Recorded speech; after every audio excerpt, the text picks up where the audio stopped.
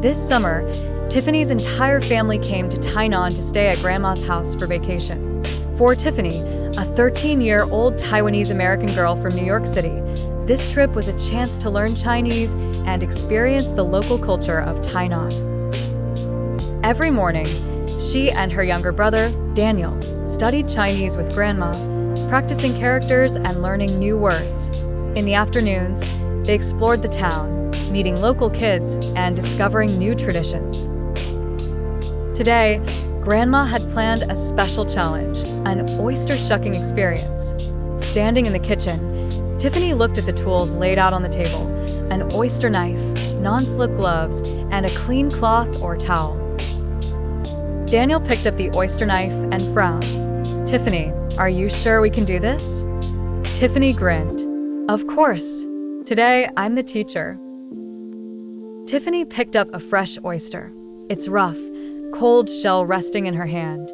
Step 1. Find the hinge, the weakest part of the shell. She flipped the oyster over, carefully examining its edges to find the right spot. "Now, gently insert the oyster knife. Don't use too much force," she instructed. Crack. The knife slipped off the shell. Daniel jumped back. "Be careful, Tiffany."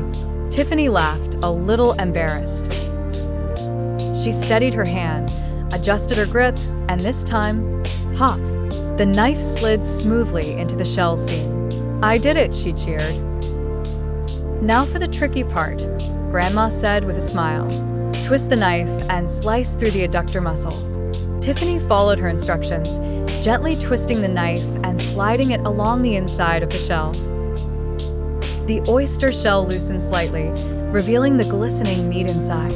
Daniel tried to copy her but applied too much force. Splash.